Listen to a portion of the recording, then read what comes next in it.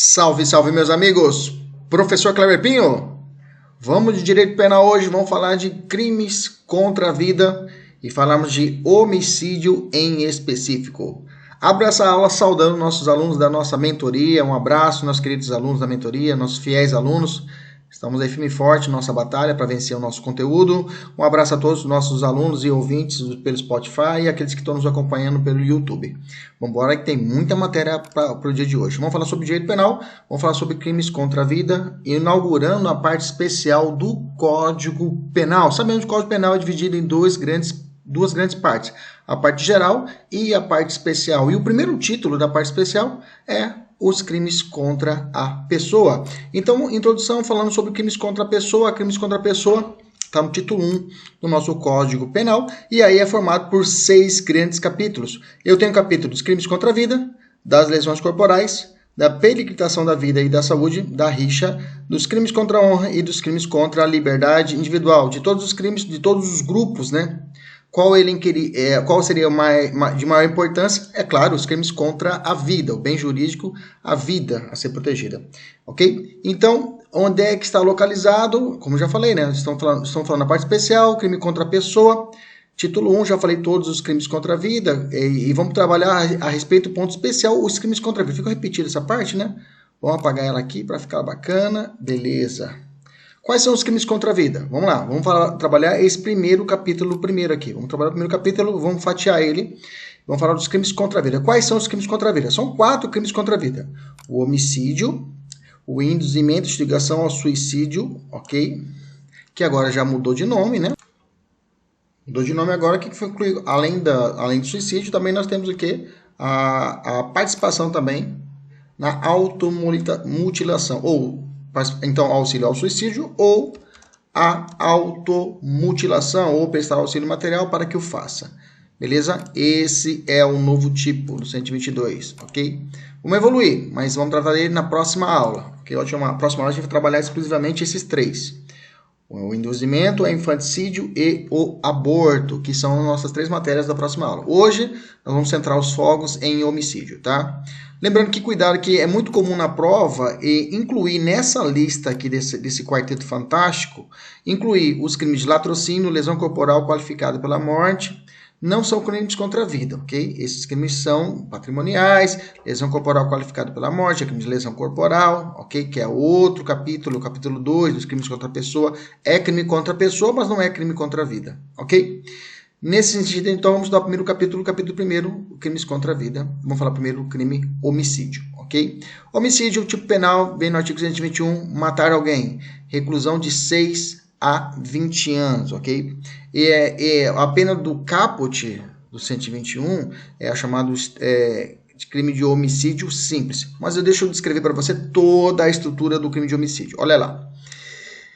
O artigo 121 caput, já te dou uma dica, né? Sempre que o primeiro tipo do título é o mais amplo, em que, em regra, se aplica a forma subsidiária aos demais. Ou seja, o que quer dizer?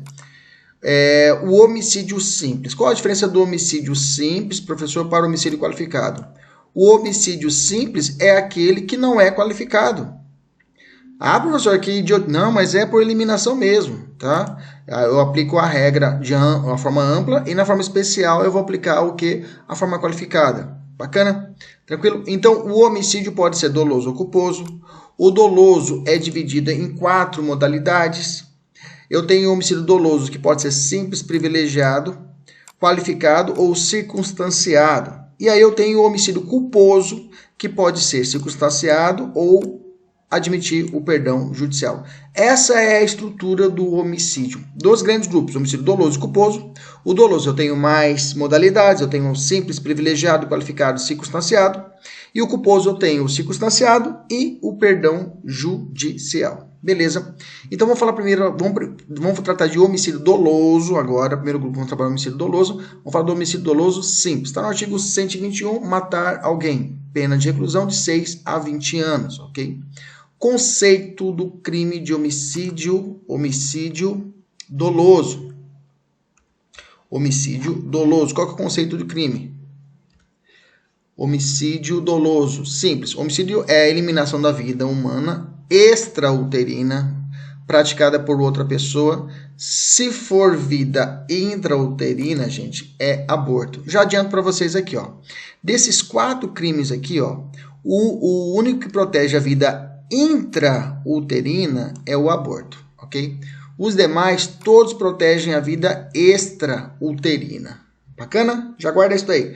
Falou vida intrauterina, é aborto. Fora isso, eu tenho vida extrauterina, são as 3 formas de crimes contra a vida, ok? Beleza? Vamos continuar aqui.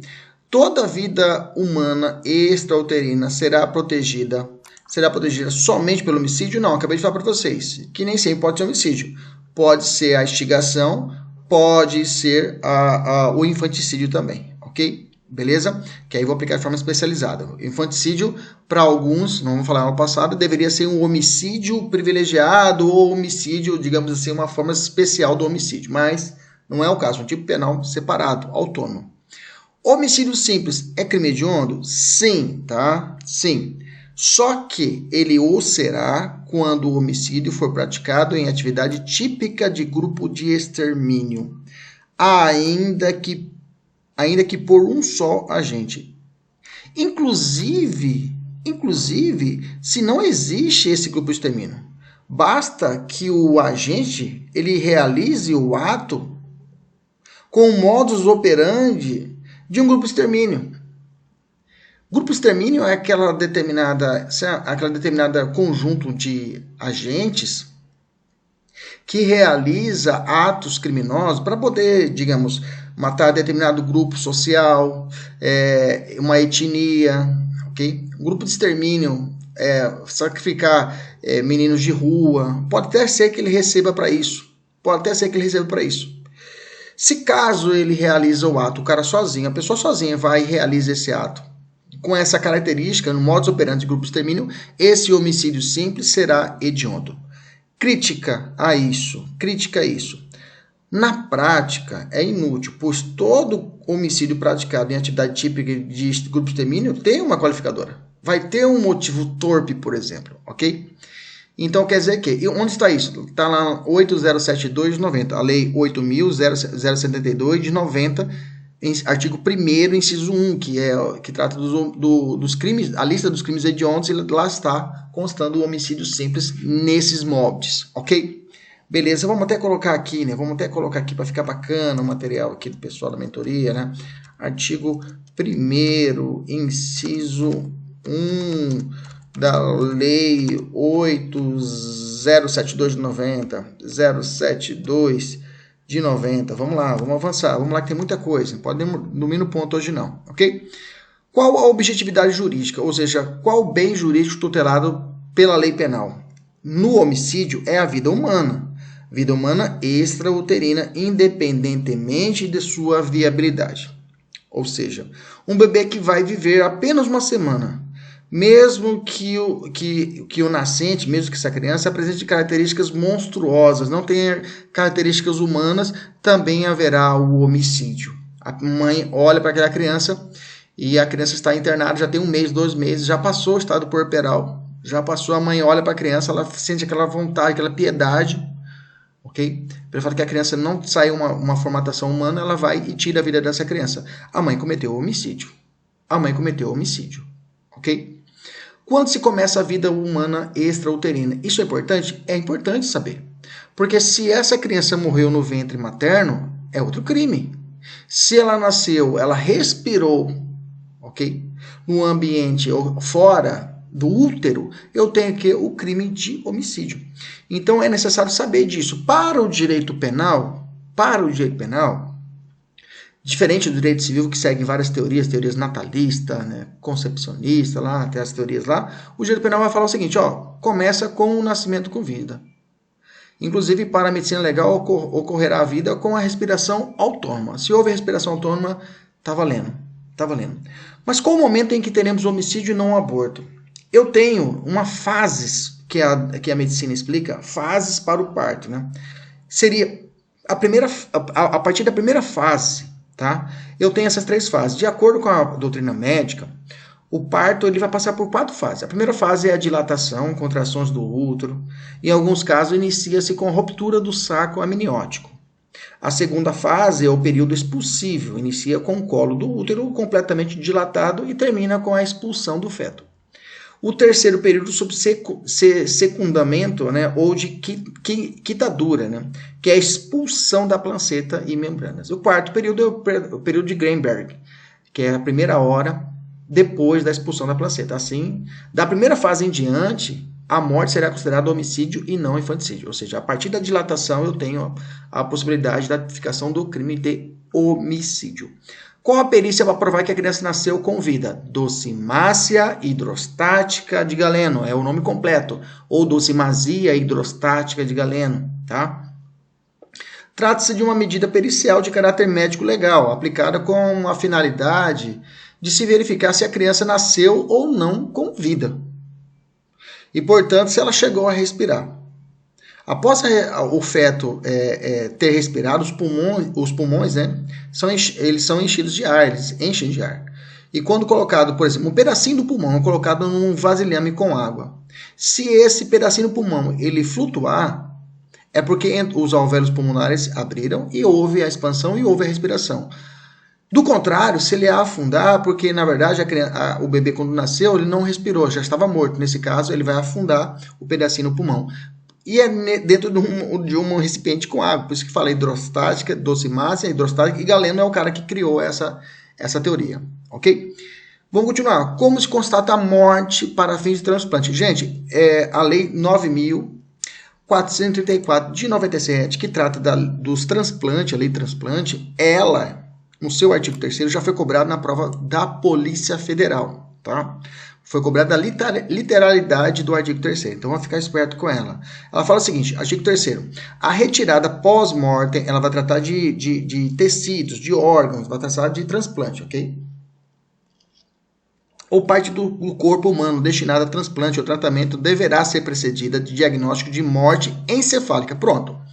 Quando que se dá a morte no Brasil? Morte encefálica. Inclusive, isso gerou o fundamento técnico do chamada da interrupção da gravidez do feto anencéfalo. Interrupção da gravidez do feto anencéfalo. Esse foi o fundamento do Supremo. O Supremo falou, ó, lá no artigo 3º da lei 9434, de 97, já está positivado.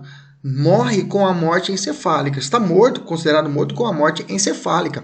Se a criança no ventre materno, ela já não possui a massa encefálica, é porque é um natimorto, já está morta essa criança. Quando nascer, vai nascer morta. Então, nesse caso, não há, inclusive, crime de aborto. Há uma situação de interrupção da gravidez. Como uma criança falece dentro do útero da mãe, é feito o procedimento de retirada dessa criança através do chamado da curetagem, né?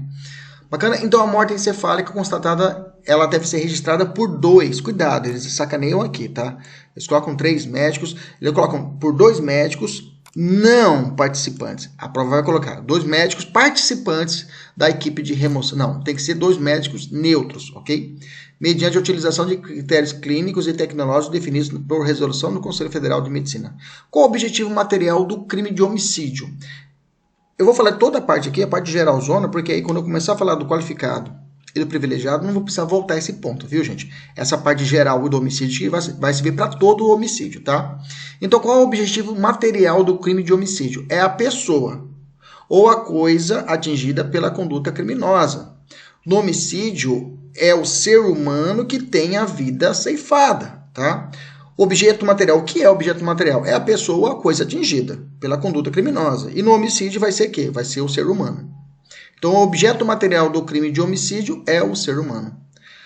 Prova testemunhal pode suprir a falta do exame de corpo de delito, caso desaparecidos vestígios?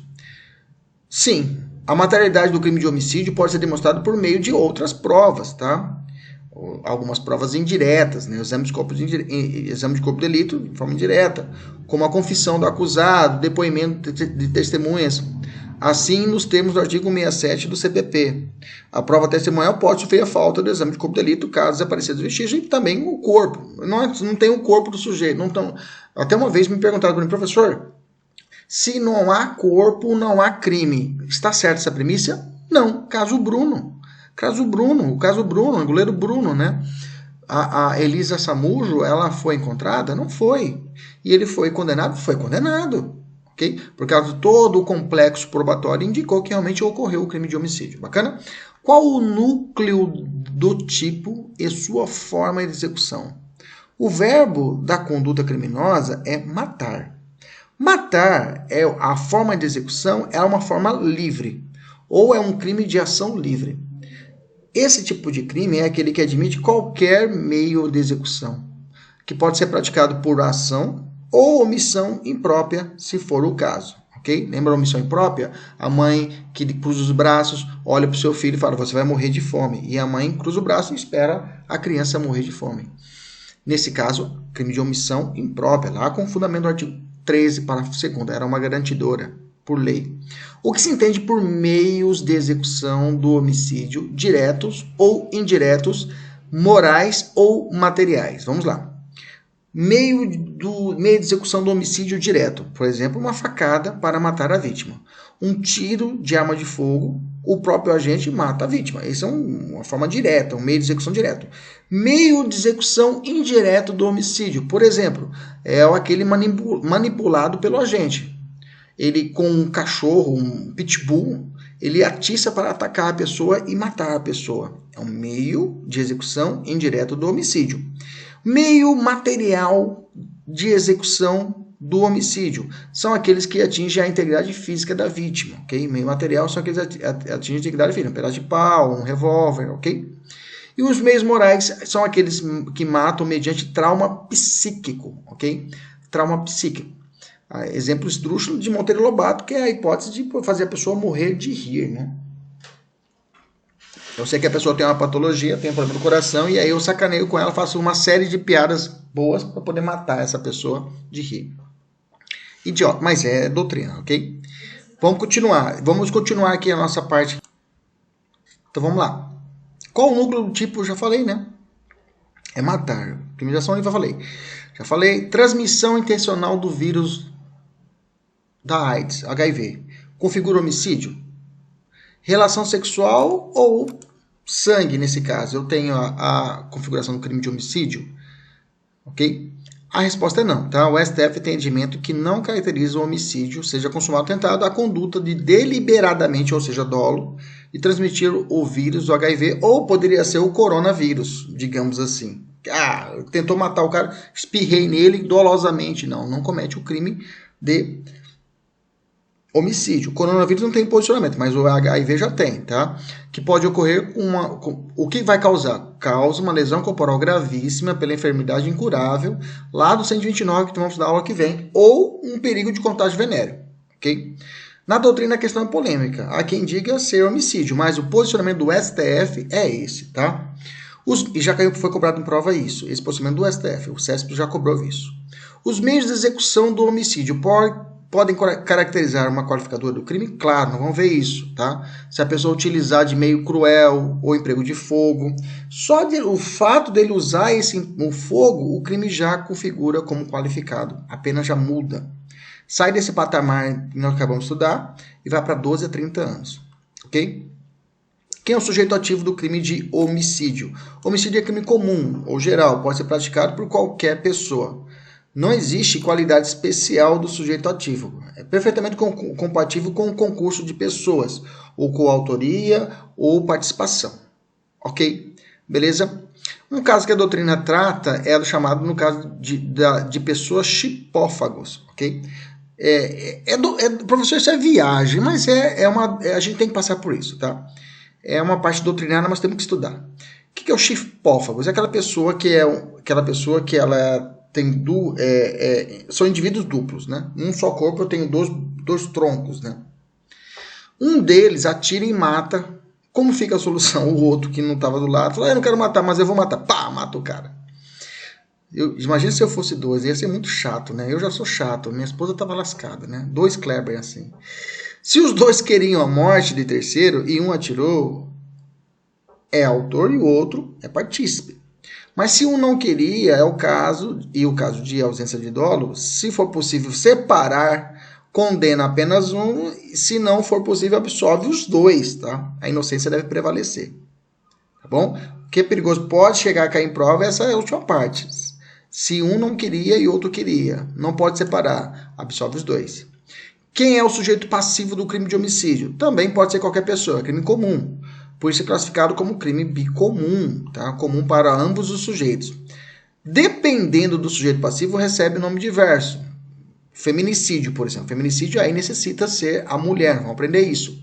Ok? Aí é uma qualidade especial para isso, mas a regra é um crime comum.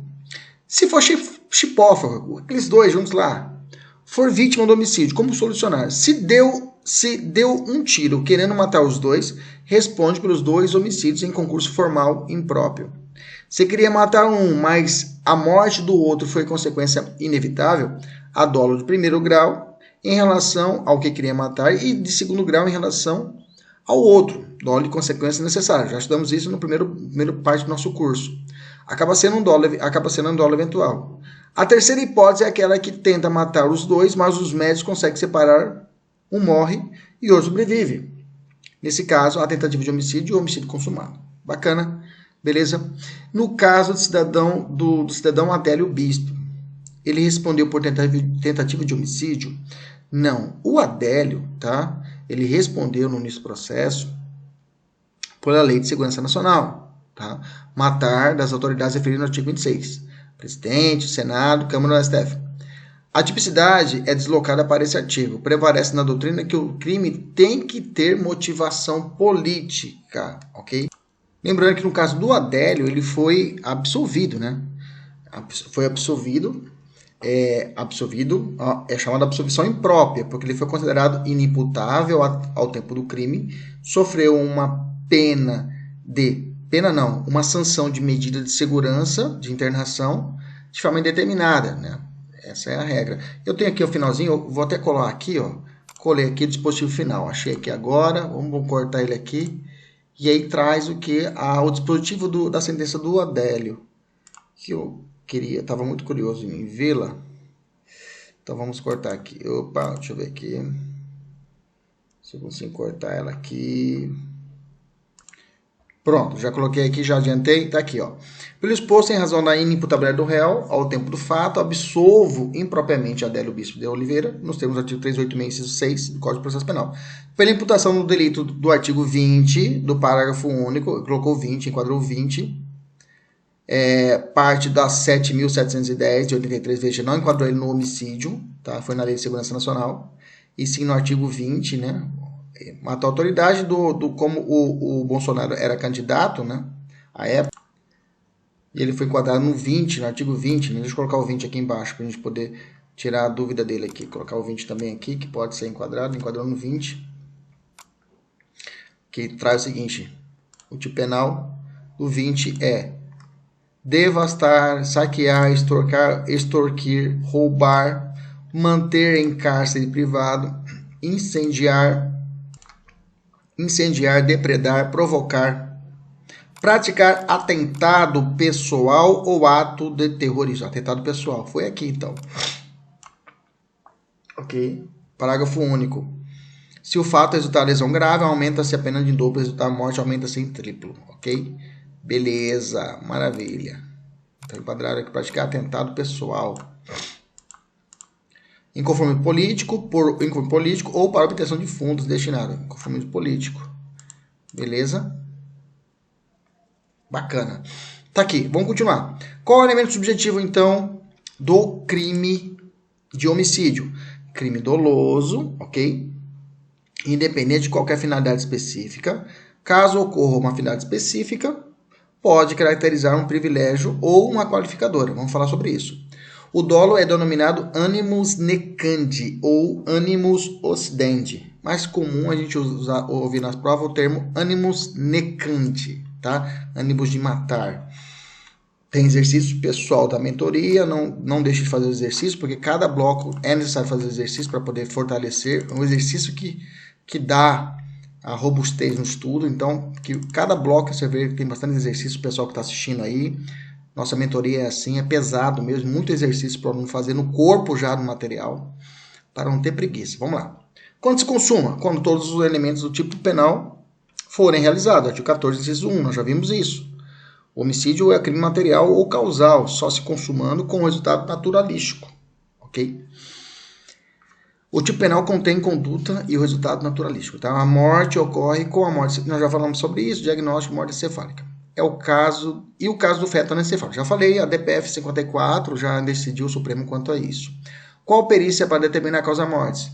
Tá.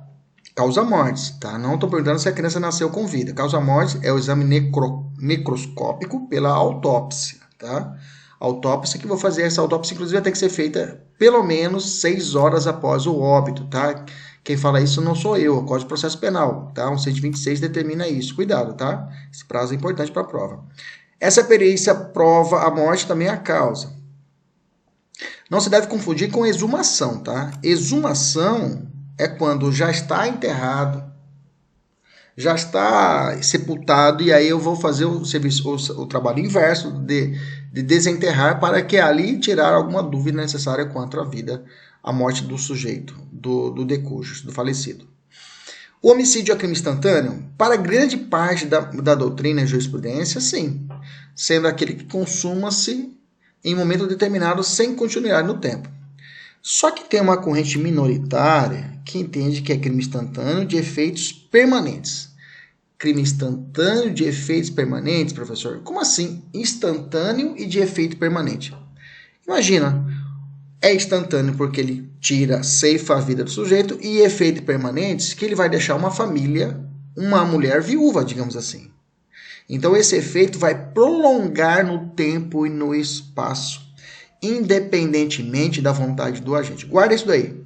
Crime instantâneo de efeitos permanentes. Cabe tentativa no homicídio? Claro, né? Claro que cabe, né? Se ele é um crime plurissubsistente, ele existe um caminho é o iter criminis, então eu posso fatiar. Lembrando das formas de tentativa. Tentativa branca ou incruenta, vermelha ou cruenta. A branca ou incruenta, o objeto material não é atingido. Na vermelha ou cruenta, vermelha, sangue, né? Lembra? O objeto é atingido, ele sangra. Bacana. Essas são as formas de tentativa quanto ao objeto. Ok? Cuidado, que é muito comum em prova. Olha o tanto de questão que já caiu. PF, delegado, PRF, tudo caindo em questões.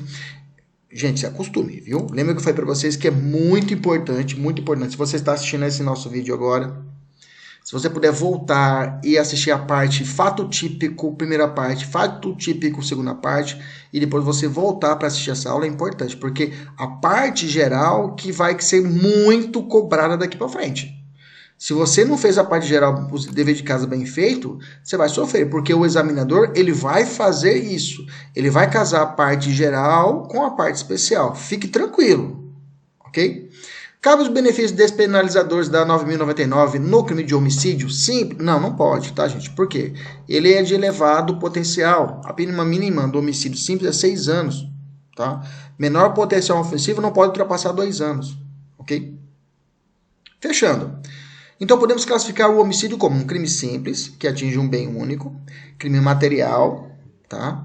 Onde uma conduta é um resultado naturalístico, crime de dano, reclama a efetiva lesão do bem jurídico, crime de ação livre, admite qualquer meio de execução, crime comissivo, em regra, ou omissivo impróprio, como exceção, crime instantâneo, consuma-se em momento determinado, unissubjetivo, praticado por um só agente, mas permite o concurso de pessoas.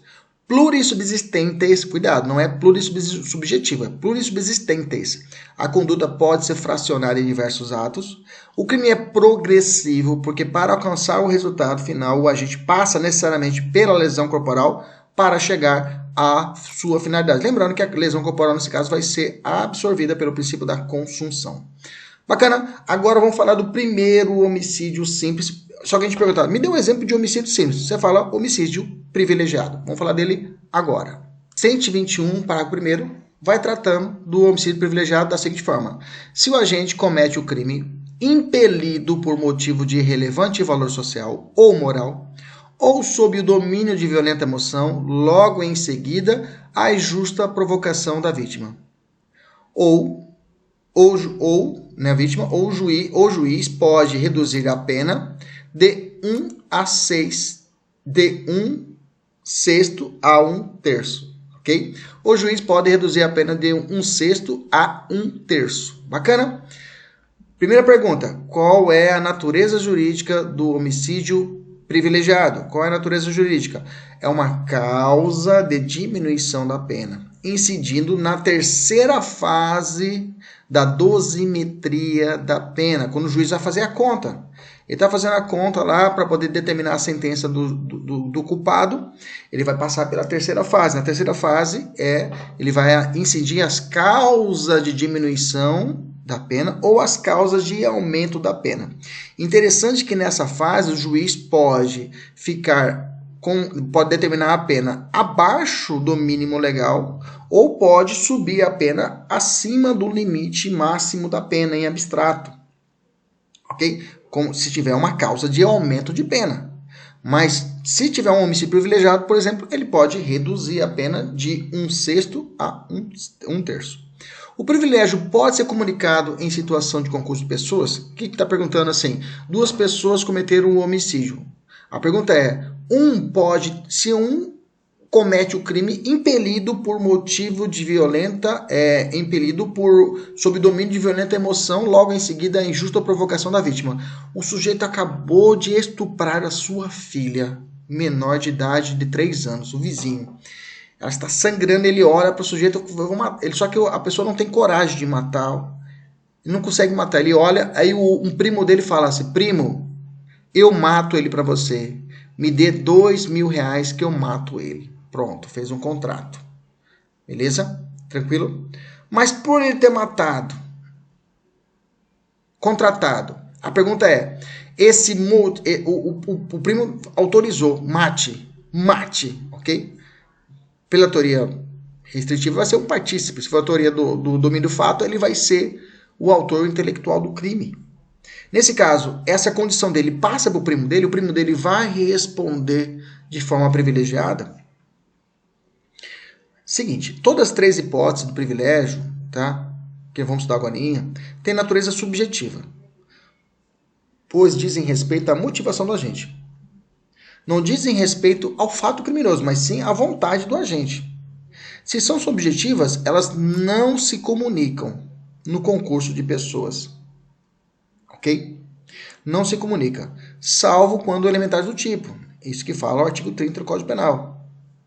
As características subjetivas não se comunicam no concurso de pessoas. Não se comunica salvo com elementares do crime. Então, se A contrata B para matar o estuprador da sua filha, que acaba de ocorrer, A responderá por homicídio privilegiado e B, o primo, vai responder por homicídio qualificado. Ok? Então, as circunstâncias legais contidas na figura típica do homicídio privilegiado são de natureza subjetiva. Nesse caso, elas se comunicam, não são elementares do crime, não é elementar do crime por cometer o crime de homicídio, nesse caso, essa condição não será comunicável. Provado o privilégio, o juiz pode ou deve diminuir a pena, porque se você ler o artigo 121, tá lá, o juiz pode reduzir a pena de 1/6 a 1/3. Pode, é uma faculdade, um poder discricionário. E aí? Bom, o parágrafo vai falar que pode, mas, na verdade, é um dever. Porque grande parte da doutrina vai dizer que, se caso, veja, o homicídio privilegiado matou uma pessoa, é um crime grave.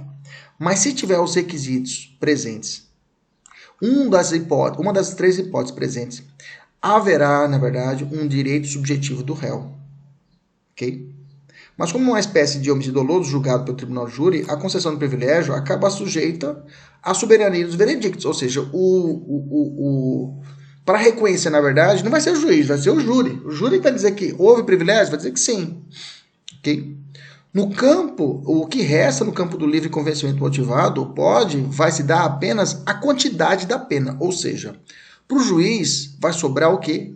O pode é o quanto ele pode reduzir a pena. Se ele vai reduzir de 1/6 a 1/3. Ele vai decidir isso.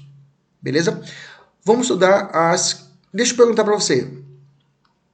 O homicídio privilegiado, nesse caso, né? É uma morte de uma pessoa. Ele matou uma pessoa. Nesse caso, se ele for reincidente, ele perde o privilégio? Não. Não tem nenhuma condição quanto a isso. O cara pode ser triplamente, já cometeu vários crimes, várias passagens, mas ele pode receber o benefício. O cara é um traficante nato, vários crimes cometidos, uma lista de crimes cometidos de reincidência gigantesca, mas para esse crime, se ele matou o estuprador da filha dele, ele pode alegar o homicídio privilegiado no júri. Se o júri reconhecer, ele poderá ter o benefício de reconhecer a diminuição da pena, independente dos seus antecedentes. Cuidado com isso, tá?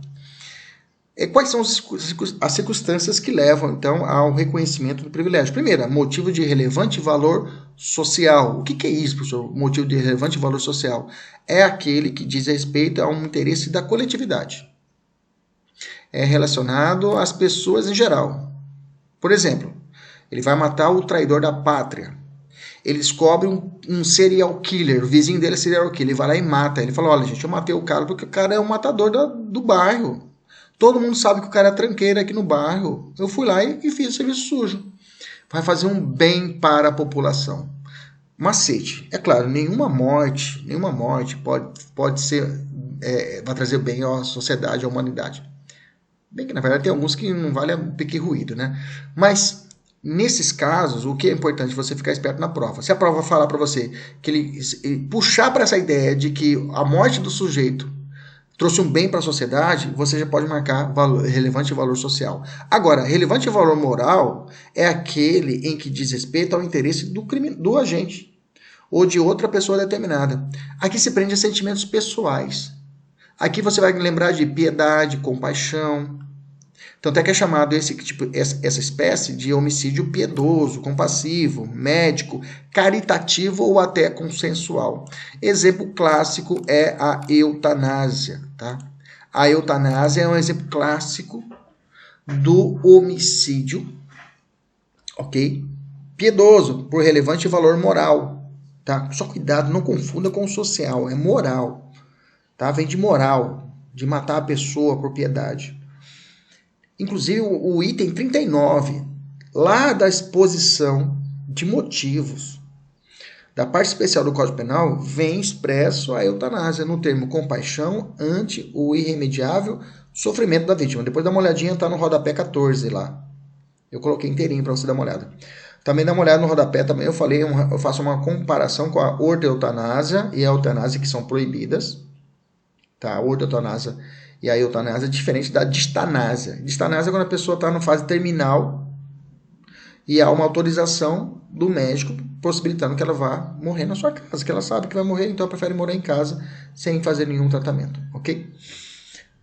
Terceira hipótese é a mais perigosa e a mais comum em prova, que é o domínio de violenta emoção, logo em seguida a injusta provocação da vítima. É o chamado homicídio emocional ou crime de ímpeto, tá? Tem até uma setinha aqui, ó, uma fórmula matemática. DVE, logo em seguida, IPV. Decora aí. DVE, logo em seguida, IPV. DVE, domínio de violenta emoção. Logo em seguida, IPV. IPV, injusta provocação da vítima. Aqui é necessário 3 requisitos. Domínio de violenta emoção, a injusta provocação da vítima e o time, né? O logo em seguida. Ou seja, a reação tem que ser imediata. Domínio de violenta emoção, o Código Penal filiou a concepção subjetivista, ou seja, leva-se em conta o aspecto psicológico do agente.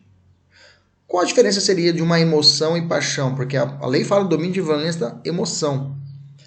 A emoção é transitória, a paixão é algo duradouro. Por exemplo, eu sou apaixonado pelo Flamengo. A paixão é duradoura, vai para minha vida toda. Agora, quando o Flamengo marca um gol, é emoção. Então, a emoção é start, é momentânea. Okay? Que lindo exemplo que eu dei agora, né? Homicídio sob domínio violento, paixão, tem privilégio? Não, tá? Não é compatível, como acabei de falar para vocês.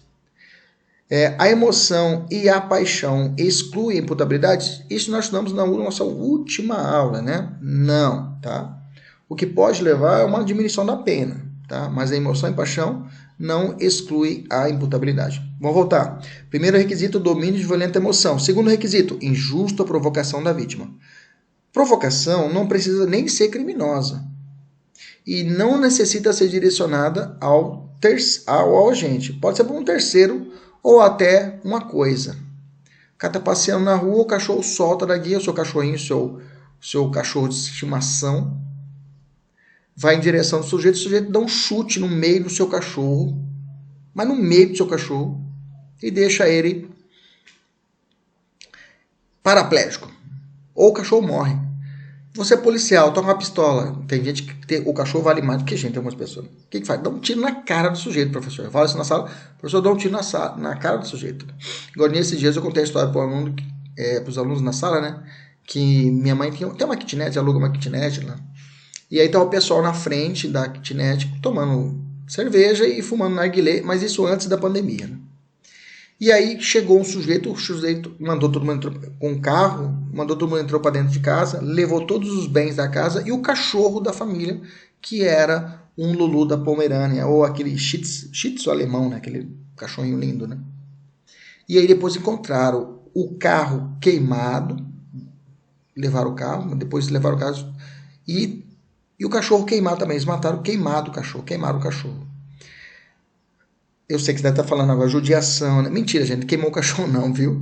Mas eu queria ver a cara de vocês, né? Porque normalmente você fala, matou a pessoa, beleza, matou o cachorro. Não, o professor matou o cachorro. O pessoal às vezes tem mais dó do cachorro do que de gente, mas tudo bem. Foi só pra gente ficar esperto, só pra gente dar aquela risada. Vou voltando aqui, injusta provocação da vítima. Provocação não precisa ser criminosa e não necessita nem ser direcionado a gente, ok? Cachorro, depois acharam o cachorro e devolveu pro dono, viu, gente? Foi um final feliz, tá? Exemplo, dar risada com desprezo, ofensa à honra, piadas de mau gosto, flagrante de adultério, injúria real, tudo isso são exemplos de prova que eu estou trazendo para vocês, dessa injusta provocação da vítima, tá? A vítima humilha o filho do agente na presença dele, chuta o cachorro de estimação, passa a mão nos seios da esposa, tudo isso é considerado injusta provocação, isso é colhido da jurisprudência e de provas. Depois vem a terceira etapa, que é o logo em seguida.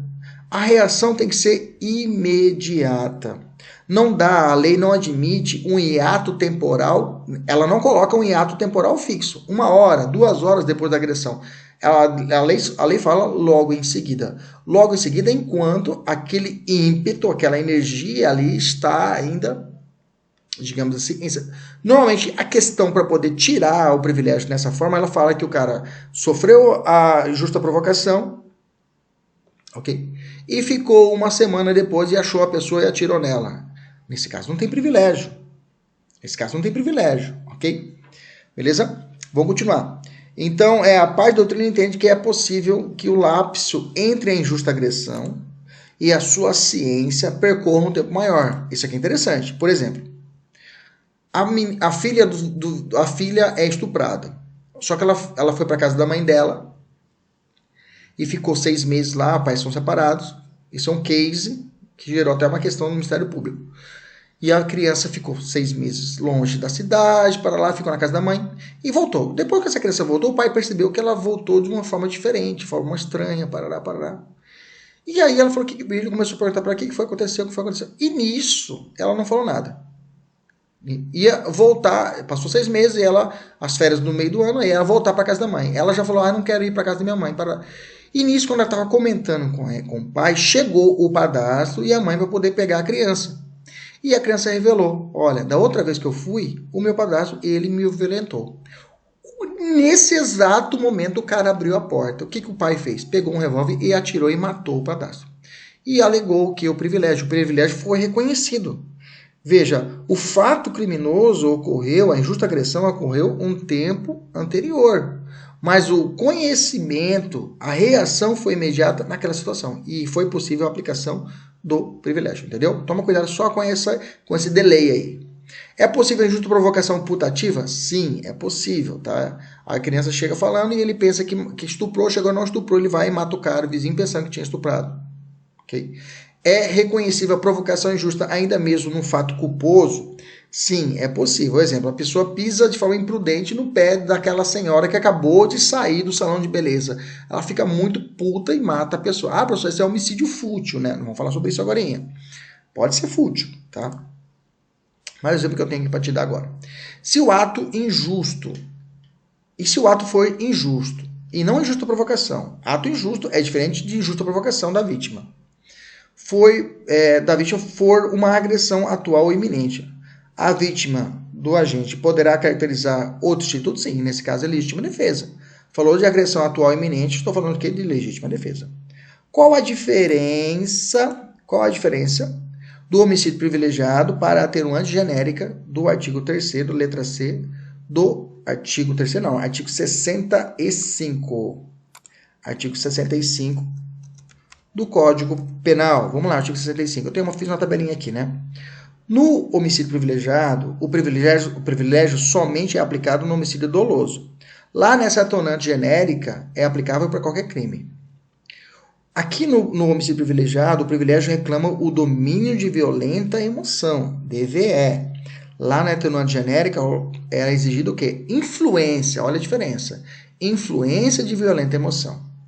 Aqui no privilegiado, é injusto a provocação da vítima, IPV. Lá, ato injusto da vítima. Aqui, reação imediata, lá, qualquer momento. Beleza? Havendo privilégio, exclui-se a atenuante genérica. Se acontecer o privilégio, excluir a atenuante. Não vai ter dois benefícios. Vai ter só o privilégio, não ganha a atenuante genérica. Ok? Professor, me dá um exemplo de uma atenuante genérica. Por exemplo, lembra que eu falei que o cara chutou o seu cachorro e o cara vai e mata a pessoa? Imaginamos que ele está chutando o cachorro de uma outra pessoa. E o cara sensibiliza com isso e parte para cima do sujeito e agride. E mata o sujeito. Nesse caso, não vai ter privilégio. Mas ele poderá alegar que é atenuante genérica. Beleza? Tranquilo? Essa modalidade de privilégio é compatível com a aberractio ictus, erro na execução? Claro. Quero matar o vizinho, atiro e acerto outra pessoa que estava passando na rua. O que vai valer o quê? A minha ânimos, a minha vontade. Quem você queria matar? Eu queria matar o cara que estuprou minha filha. E eu acabei acertando outro sujeito. Nesse caso, aberractio ictus. E eu vou ganhar o quê? O privilégio nesse caso. Beleza? É possível a tentativa do privilégio? É possível. Sim, é possível. Uma tentativa, né, de uma forma privilegiada. Tentativa de uma forma privilegiada é possível, tranquilamente. Ele vai tentar matar o sujeito que estuprou sua filha. Ele vai tentar matar. E alguém segura. Tentativa de homicídio na forma privilegiada. O privilégio é compatível com o dolo eventual? É compatível. É o caso do filho maior de idade, depois de ser humilhado de forma injusta pelo pai, começa a agredi-lo em situação de descontrole, assumindo nesse caso o resultado morte. Nesse caso é possível o privilégio com uma forma dolosa, de forma eventual. É possível o homicídio privilegiado qualificado, ou seja, homicídio híbrido? O que é isso? É o estuprador, eu vou te dar o exemplo do estuprador que é mais fácil. O estuprador vai matar o pai que quer matar o estuprador da filha. Ele pega, em vez de dar um tiro na cara do sujeito, ele vai e taca fogo, ateia fogo no cara e mata o cara queimado. Veja, o homicídio agora já é qualificado. A pena passa de 12 a 30. A pergunta é, mesmo assim, pode ser reduzida? A resposta é sim. Tá? Alguns autores defendiam que era impossível o entendimento que restou superado. O privilégio sempre é subjetivo. As qualificadoras podem ser subjetivas ou objetivas. É possível homicídio híbrido quando a qualificadora tem natureza objetiva. Ou seja, meios e modo de execução. Okay? Logicamente, o privilégio é incompatível com qualificadoras subjetivas. Nós vamos aprender isso. Então, grava. Só se a qualificadora for o quê? Objetiva. Emprego de fogo, emboscada, tortura, okay? Meio cruel, insidioso, perigo comum, bacana? Veneno. Todos esses aí, se o cara cometeu impelido por motivo de relevante valor social ou domínio violento da emoção, logo em seguida injusta provocação da vítima, poderá receber o benefício e ter a pena atenuada. Quesitos no júri. As teses de defesa antecedem a acusação. O privilégio é votado antes das qualificadoras. Perfeito. Se reconhecido o privilégio, o juiz não pode votar. As qualificadoras subjetivas ficam prejudicadas. Bacana. Maravilha. Homicídio privilegiado qualificado. Homicídio híbrido. Ele é hediondo? Porque matar alguém queimado é hediondo. Mas homicídio simples só se for naquele modus operandi de grupo de extermínio. E aí? A resposta é que o privilégio não é hediondo, tá? Mas o qualificado é. Nesse caso, eu tenho duas correntes. O entendimento majoritário é que não é hediondo, tá bom? Não é hediondo. Então, inclusive, isso aí é utilizado inclusive, pela banca CESP, tá? Segundo entendimento, o entendimento minoritário, que é crime hediondo, tá? Tese utilizada mais pelo MP de São Paulo. Nas provas do MP de São Paulo foi utilizada essa tese, tá? beleza? Então tem posicionamentos ainda aí conflitantes entre si. Okay? Se você tiver uma linha delegado de polícia, a gente vai entender o que é hediondo, okay? Se for uma questão subjetiva. É possível perdão judicial se for defensoria, lado contrário, não é hediondo, óbvio, né? É possível o perdão judicial no homicídio privilegiado? Não, o perdão só é possível nos casos de homicídio culposo, tá? Perdão judicial, só homicídio culposo. Cuidado, não mistura as coisas. Quais fatores que o juiz deverá levar em conta para o estabelecimento do quanto? Bom, como que ele vai estabelecer? Porque só isso que só para o juiz singular estabelecer o quanto, né? Nesse caso, o juiz deverá levar em consideração a espécie de valor moral ou social e, na última hipótese, o homicídio emocional, a intensidade da emoção e o grau da injusta provocação da vítima, beleza? Para que o juiz possa fazer essa dosimetria. Bacana? Tranquilo?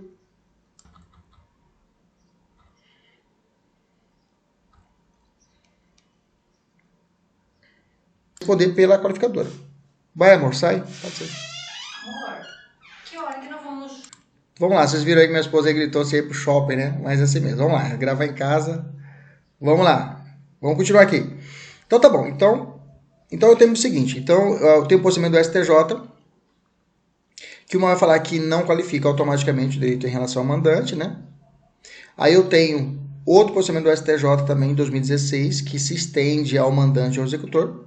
E a última, que em 2008 também, vai dizer que há comunicabilidade, conforme o STF e o STJ. Então, há comunicabilidade, tá?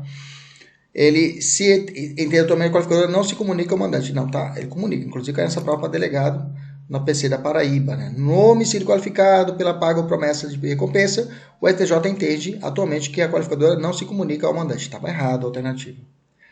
Então tá, essa é a forma específica. Agora vamos falar do outro motivo torpe. Qualificador subjetiva. O motivo torpe é o motivo vil, abjeto, repugnante. É o cara que é Richthofen, que matou os pais pensando na herança, nos valores que eles tinham arrecadados. Nesse caso, eu tenho o quê? Um crime de motivo torpe, tá? Matar a pessoa pelo prêmio para seguro de vida, matar por questões raciais, questões sexuais, bacana? Matar o colega do trabalho para poder ficar com a promoção da empresa, tudo isso são motivos torpes. Qual a vingança é torpe? Não é torpe automaticamente, tá? Não é torpe automaticamente. Da sua origem, da sua causa que a originou, ok? Exemplo que vingança que qualifica o homicídio. O sujeito perdeu na base da força a boca do tráfico. Né? A boca onde ele tinha a sua boca de fumo, e depois mata o responsável visando se vingar. Esse é o entendimento do STF, que entendeu que isso fosse uma vingança e foi considerado torpe. Então, não quer dizer que a vingança automaticamente é torpe, tem que tomar cuidado com isso. Ciúme é torpe, mesma coisa, tá? Não é motivo torpe, é relacionado ao amor, não é repugnante. Existem entendimentos minoritários em contrário a respeito do ciúme, tá bom? Qualificadora subjetiva quanto fútil. Fútil é o insignificante, é de pouca importância, tá? Revela um egoísmo, uma intolerância prepotente, uma mesquinharia. É o motivo que provoca uma perplexidade. É um sinônimo de homicídio gratuito. O pai que mata o filho porque está chorando. Mata o motoboy porque atrasou para entregar a pizza. Né? Então, nesses casos, a futilidade se prende a essa ideia. Eu posso ter um crime fútil e torpe ao mesmo tempo? Não, ou é fútil ou é torpe. A ausência de motivo por si só, de per si, é um motivo fútil? Dos posicionamentos, tá? Um primeiro posicionamento é falar que a ausência de motivo equivale a motivo fútil. É uma tese minoritária, é defendida pelo Ministério Público, tá? Mas a outra parte, entende que é a majoritária, vai dizer que a ausência de motivo, por si só, não considera-se motivo fútil, tá? Todo crime tem um motivo, mesmo crime com motivo desconhecido. Tem um motivo, ainda que ignorado. Ou a gente somente poderá ser denunciado por homicídio simples, se for o caso. Todo motivo fútil é um motivo injusto? Não. Todo crime é injusto, pois a vítima não está obrigada a suportá-lo, mas nem todo motivo é fútil, ok? O agente embriagado induz à futilidade? Majoritária, não, pois o embriagado não tem pleno controle de seu modo de agir, afastando assim a futilidade. Briga anterior à morte gera futilidade? Não. Se o fato surgiu, tá? Tem dois informativos do STJ. Um diz que não, tá? E outro sim. A anterior discussão entre a vítima e o autor do homicídio por si só não afasta a qualificadora do motivo fútil, ok? Aí vai ter que ser uma questão subjetiva. Não tem como ser fechada com uma prova, porque tem dois posicionamentos do STJ. Participação de racha, entendimento do STJ, não gera a futilidade. A morte advinda na participação de racha, ok? A futilidade é compatível com o homicídio praticado com dolo eventual? Sim, é possível, tá? É compatível com o dolo eventual o fato do réu ter assumido o risco de produzir o resultado da morte. Não exclui a possibilidade de o crime ter sido praticado por motivo fútil, tá? Uma vez que o dolo do agente direto ou indireto não se confunde com o motivo que ensejou a conduta. Evoluindo, vamos para o inciso 7, falar sobre homicídio de autoridades ou agente de segurança pública, ok? Quais são as vítimas nesse caso? Quais são as vítimas que estão constando no inciso 7? Autoridade ou agente das Forças Armadas, Marinha, Exército ou Aeronáutica. Autoridade, estou falando ministro, por exemplo. Autoridade ou agente policial. Autoridade, secretário de Segurança Pública, por exemplo. Integrantes do sistema prisional, hoje Polícia Penal do artigo 154. Integrantes da Força Nacional de Segurança. Além disso, ascendente, descendente, colateral, até o 3º grau dos indicados nos itens anteriores, ok? Seu cônjuge, companheiro, parente consanguíneo até o 3º grau em razão dessa condição, a saber, quem são os parentes até o 3º grau ascendentes? Pai, avô, bisavô. Descendentes, filho, neto e bisneto. Colateral até o 3º grau, irmãos, tios e sobrinhos, ok? O tipo não abrange os parentes por afinidade, sogra, por exemplo, ok? Então, nesse caso, o quê? Se o cara matar ou tentar matar o filho do policial em razão, esse é o segundo requisito, ó. O segundo requisito dizer o quê? Em relação ao crime, da função desempenhada do sujeito, em razão da função, eu tenho o quê? A qualificadora também será empregada. Por vingança, digamos assim. Vou matar o seu filho, tentativa de matar o filho do policial penal, eu tenho, em razão disso, em razão da função dele, eu tenho a qualificadora existente. O tipo abrange o filho adotivo? Questão doutrinária, tá? Uma parte da doutrina vai dizer que sim, conforme o artigo 227, parágrafo 6º. Outra não, pois ser analogia in malam partem, tá? Seria uma analogia in malam partem, porque a lei não fala filho adotivo. Aí estaria estendendo a lei, criando uma outra figura, e no direito penal, a analogia não pode o quê? Prejudicar o réu. O tipo qualificado abrange os guardas municipais? Sim, também abrange os guardas municipais, tá? Beleza? Então, o segundo requisito é a relação ao crime com a função desempenhada. Bacana?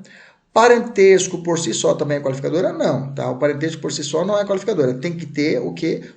Em relação ao crime. Se simplesmente matou o filho do policial, mas não tem vínculo quanto à função do policial, não tem a qualificadora.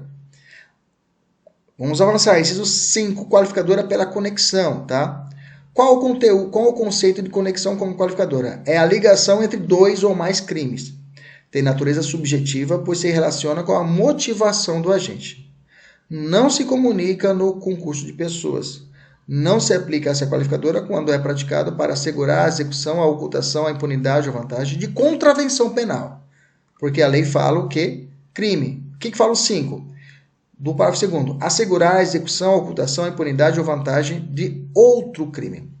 Se você ler friamente assim, você pensa que só existem essas 3 situações, né? 4 situações. Assegurar, ocultar, impunidade ou vantagem. Mas existe, nesse caso, eu tenho 2 grupos, tá? Você tem que entender que existem duas espécies desse tipo de qualificadora por conexão. A teleológica e a qualificadora consequencial. A teleológica visa assegurar a execução de outro crime. Exemplo, o sujeito mata o marido para estuprar a mulher. Veja, ele mata o marido para cometer outro crime, para assegurar a execução de outro crime. Ok? Não é contravenção, é outro crime. Nesse caso, não é necessário que o crime venha a ser efetivamente praticado, basta a intenção. Se praticar o outro crime, responde por homicídio qualificado e pelo outro crime em concurso material, ou seja, homicídio qualificado mais estupro. Na conexão teleológica, gera uma qualificadora do homicídio? Não. Aliás, toda conexão teleológica gera uma qualificadora do homicídio? Não. Na qualificadora teleológica, matou para cometer outro crime. Em situações expressas previstas em lei, existe a possibilidade da configuração de crime específico. Por exemplo, afastando a qualificadora, latrocínio. O cara mata o sujeito para poder levar a moto. Matou para levar a moto. Nesse caso, já existe o crime específico, que é o latrocínio. Aí eu não enquadro o homicídio pela conexão. A qualificadora da conexão. A conexão só vai virar se o segundo crime não for patrimonial. Fica mais fácil de você trabalhar. Se ele matou uma pessoa e estuprou outra, eu tenho o crime de homicídio qualificado pela conexão teleológica. Ok? Já a conexão consequencial assegura a ocultação, impunidade ou vantagem de outro crime. Aqui o homicídio é posterior. Ele comete um crime e depois mata. Mata para quê? Para garantir a impunidade, para garantir a execução, para garantir a ocultação ou garantir a vantagem. Ok? Vamos entender cada uma dessas hipóteses, ok? O que se entende por conexão, não, ocasional é outra coisa. Garantir a impunidade. Por exemplo, pode anotar aqui do lado do seu material. Na impunidade, o crime já é conhecido. Na impunidade, o crime já é conhecido. Por exemplo, o cara cometeu um peculato. Existe uma pessoa que viu o crime de um peculato. É a testemunha, já foi determinada a testemunha, ele já cometeu um crime antes. Aí ele vai e mata a testemunha para garantir a sua impunidade. Essa morte vai ser qualificada pela conexão consequencial, porque ele garantiu o quê? A impunidade. A garantir a ocultação, esqueça a ocultação do cadáver, viu? Ocultação do cadáver é outra coisa. A ocultação aqui é quando o crime não é conhecido ainda. Ele comete outro crime e depois mata. Por exemplo, está cometendo um estupro e ele olha e ele vê uma testemunha ocular e naquele momento mesmo ele vai e mata essa testemunha para não contar um filho ou então um irmão da vítima. Ele vai e mata o irmão para não ser reconhecido, para que não exista o crime, que ninguém fica sabendo, para garantir a ocultação. Veja, na garantia à ocultação, o crime não é conhecido, ninguém está sabendo. Ele matou para poder apagar os sinais do crime. Bacana? Tranquilo? Professor, se ele mata o irmão, ele estupra, mata o irmão, pega o corpo de irmão e enterra. Aí, preste atenção, eu tenho o crime de estupro, a morte do irmão qualificado por garantir a ocultação, bacana, por conexão, e ele pega o corpo e enterra, ele comete outro crime. Sai do homicídio e vai para a ocultação do cadáver. Ok? É outro crime, ocultação do cadáver. A doutrina também traz a chamada conexão ocasional, tá? Que ocorre quando o homicídio é praticado em razão da facilidade proporcionada pelo crime anterior. Tá? Essa conexão ocasional não é qualificadora e não há previsão legal para ela. Fechamos as subjetivas, vamos falar das objetivas. Primeira objetiva quanto ao meio de execução, inciso 3. O inciso 3 traz o meio objetivo. Nas objetivas, nós temos a primeira dela quanto ao meio de execução que está no inciso 3. Com o emprego de veneno, fogo explosivo, asfixia, tortura ou outro meio insidioso ou cruel ou de que possa resultar perigo comum. Bacana? Beleza, então vamos dividir aqui. Eu tenho aqui 3 formas genéricas do crime e eu tenho ainda 5 hipóteses específicas, né? Como nós estudamos, a gente sempre tenta aplicar as específicas primeiro. Se não deu, eu vou enquadrar na genérica, se for o caso, ok? Primeira delas, eu tenho são crimes de forma ou ação livre, são determinados meios de execução ou qualifica o meio de execução, vai qualificar o crime através da chamada interpretação analógica. Lembra a parte genérica, meio insidioso, meio cruel, perigo comum, tem que ser utilizada a interpretação analógica. Não é específica, eu olho para as 3 e falo, bom, é possível enquadramento? Sim, então vou fazer a interpretação extensiva, ok? Aliás, analógica intralege. Vamos para as formas genéricas, as três primeiras genéricas. Vamos tentar enquadrar, o certo é trabalhar específicas depois da genérica na prática, mas para o nosso estudo aqui, vamos falar as três genéricas. Primeiro, meio insidioso. Meio insidioso é quando o criminoso utiliza de uma estratégia, ou uma estratégia, ou estratégia, né? Ou meio fraudulento, a gente utiliza meio de execução que não é percebido pela vítima. Ele vai tirar o óleo do freio do carro, vai danificar para que ele ocorra um capotamento. Ele vai trocar a medicação da pessoa, ok? E vai colocar uma pílula de farinha pensando que a pessoa está tomando remédio, e ela precisa tomar aquele remédio. O meio é falso, é pérfido, desleal, como ocorre com o emprego de veneno. Só que o veneno vai ser veneno, né? É o que consiste no uso de estratégia, como eu disse para vocês. Meio cruel é o que propicia à vítima um intenso e desnecessário sofrimento físico ou mental, quando a morte poderia ser provocada de forma menos dolorosa. Meio cruel, que qualifica o homicídio, é utilizado na execução antes da consumação. É aquele doloroso, desumano, despiedoso. Informativo 537 do STJ disse assim: o fato de o agente ter praticado o crime com reiteração de golpes na vítima, ao menos em princípio, e para fins de pronúncia, é circunstância indiciária do meio cruel, previsto no artigo 131, parágrafo 2º, inciso 3 do Código Penal. Então a quantidade de facadas pode influenciar no meio. Claro, o sofrimento do sujeito vai ser maior. A qualificadora do meio cruel é compatível com o dolo eventual, inclusive. Tá? Posicionamento recente agora do STJ, em fevereiro agora de 2020. Esses são vários exemplos: espancamento, golpes de martelo, matar a pessoa com barra de ferro, apedrejamento, despejar grande quantidade de ácido no corpo é causar intenso sofrimento. Professor, mas e aí não seria tortura? Qual a diferença da tortura para o meio cruel? Nesse caso, o tempo da morte para a doutrina seria a diferença entre o meio cruel e a tortura, onde o meio cruel a morte seria mais rápida e a tortura também vai causar um intenso sofrimento, só que ela é mais duradoura, ok? A terceira modo genérico, né, do crime de homicídio quanto ao meio é o direito penal do risco, que é chamado um perigo comum. O perigo comum é aquele que vai afetar um número indeterminado de pessoas. Trata-se também chamado de homicídio catastrófico. É o que vai afetar um número indeterminado, como eu disse. O perigo é a probabilidade de dano ou lesão de bens jurídicos. Como eu disse, é o direito penal do risco. Exemplo: o agente com a intenção de matar explode a residência da vítima como meio de execução, causando perigo a toda a comunidade ali perto. Só o fato dele fazer isso, o crime já é qualificado. Só o fato do cara sacar uma pistola no meio do shopping center, em condições normais, é claro, sem, digamos assim, sem pandemia, num dia de 24 de dezembro, e no meio do shopping, numa praça de alimentação, ele saca e dispara para tentar acertar o seu algoz, seu inimigo, o crime já será qualificado pelo emprego do perigo comum. Ok? Beleza? Maravilha. Vamos ver as formas específicas, tá? Lembra-se, primeiro eu vou para a específica, não deu, eu vou para a comum. Só invertir aqui na geral, as gerais, só para a gente poder trabalhar. Veneno. Quando que eu tenho o emprego do veneno como qualificadora? O veneno é a substância capaz de causar morte quando é introduzida no organismo humano. Tá?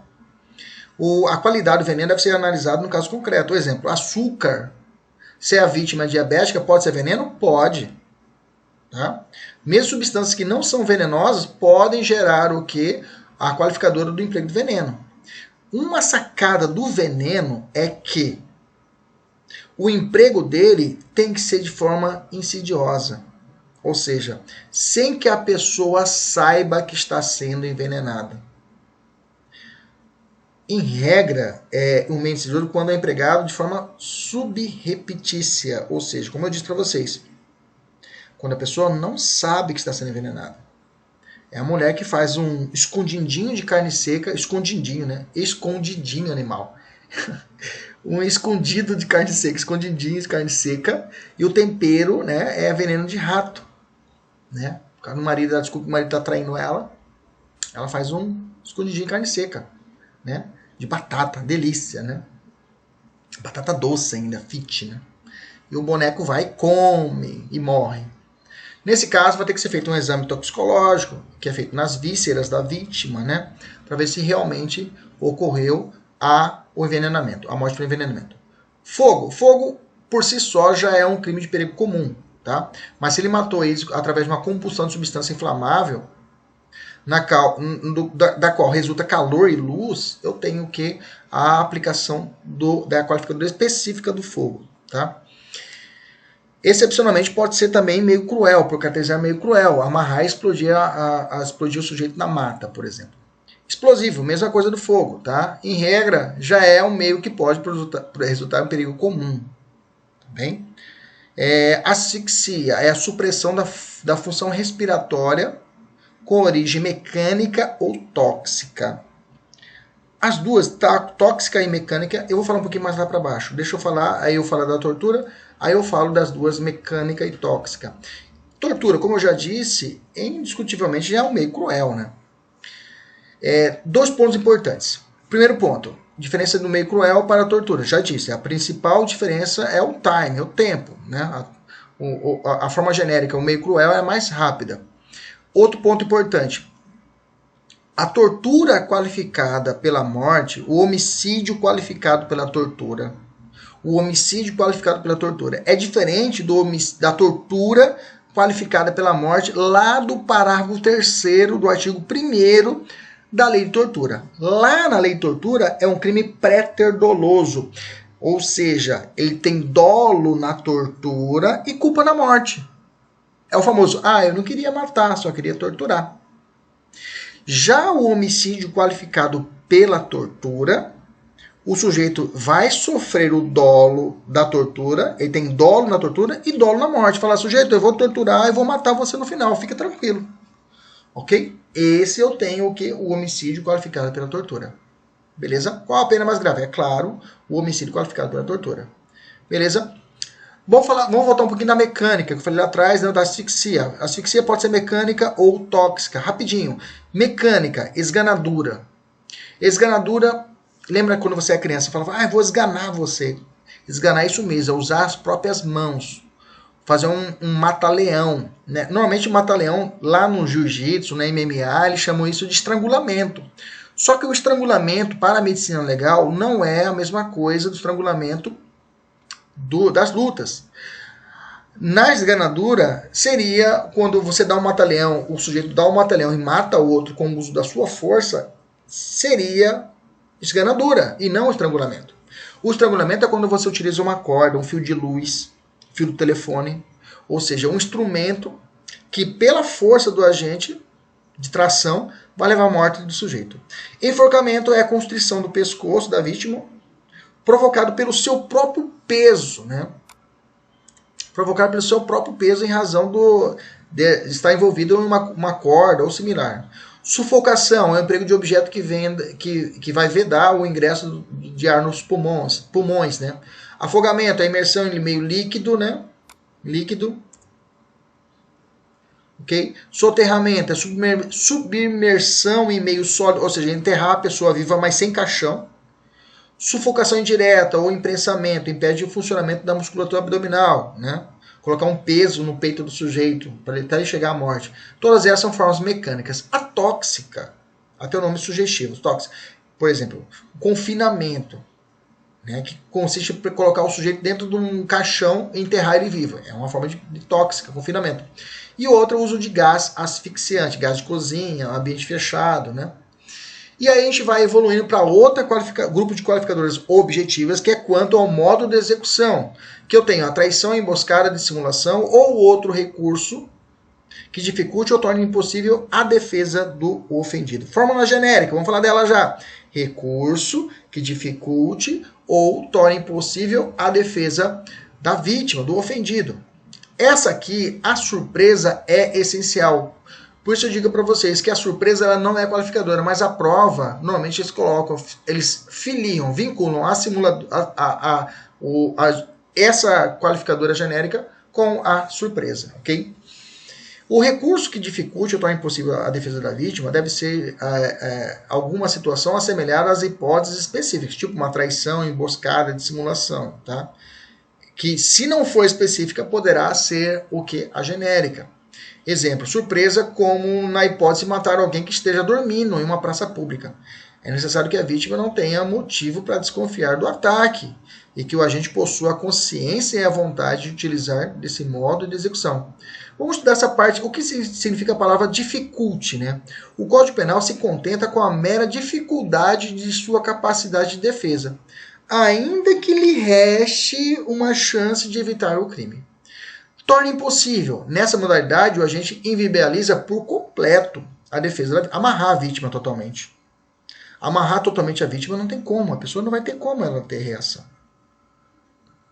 Situações: vítima presa e imobilizada, superioridade numérica de pessoas, vítima embriagada, que impeça a possibilidade de se defender, vítima em coma. São situações que eu posso ter esse grupo essa genérica de qualificadora.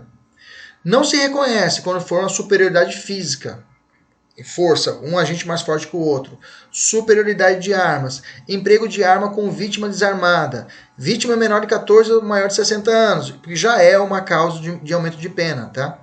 Desavença prévia, outro recurso que torna difícil ou impossível a defesa da vítima. Exemplo, surpresa no ataque. Em geral, o Ministério Público defende a tese de que tornar difícil a defesa da vítima já qualificaria o crime. Vamos falar das formas específicas, ok? Primeira, traição, tá? Primeira, que exista uma prévia relação de confiança. Diga, traição, eu não falei relação de parentesco. É confiança. Até tu, Brutus, filho meu, não precisa ser parente, ok? Que o agente se aproveite de tal circunstância e que o agente ataque de forma inesperada. Não será admitida a traição em ataque frontal e repentino. Poderá ser surpresa ou recurso que dificulte a defesa da vítima. Vou para a forma genérica. Agente que faz nascer um vínculo de confiança que não é pré-existente, que pode ser uma dissimulação, vamos falar agora. A vítima atingida pelas costas logo após a discussão com o agente, que eu falei, discussão prévia também elimina. A traição é qualificadora de caráter objetivo, pois não decorre de um grau de parentesco, já falei. O agente se aproveita da confiança que a vítima nele deposita para matar a desprevenida. É a pessoa, é o amigo dela, é a amiga de cursinho que a pessoa estuda, leva para casa, ela fica observando o marido, fala, ai meu Deus, que marido lindo, que quer matar. Ela vai e mata a amiga dela para poder ficar com o marido, é traição, ok? Traição. Um funcionário que há muito tempo trabalha com a empresa, traição, ok? Beleza?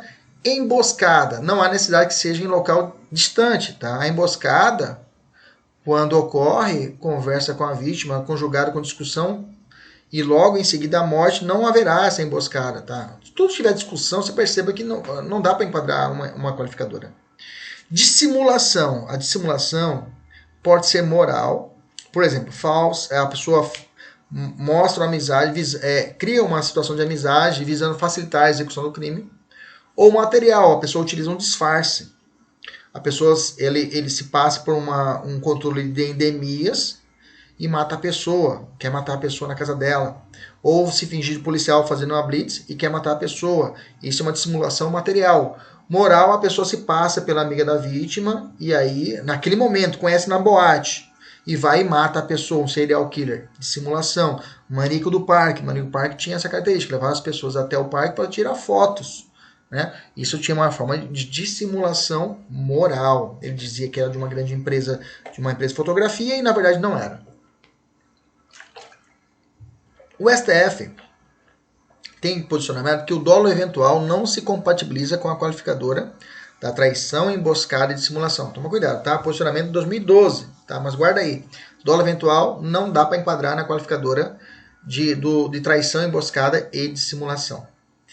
Vamos enfrentar uma qualificadora objetiva muito criticada por uma parte da doutrina, falar que é subjetiva, mas o STJ tem entendimento que é O objetivo aqui é o feminicídio. Feminicídio é homicídio doloso praticado contra a mulher em razões de condição do sexo feminino. Feminicídio não é uma nova hipótese de homicídio. É uma nova hipótese de homicídio qualificado. Que algumas pessoas confundem, pensam que o feminicídio é um novo crime. Ele não é um novo crime, não é, melhor dizendo, não é um novo tipo penal. Ok? Não é um novo tipo penal. Digamos assim, é uma qualificadora do crime de homicídio. Ok?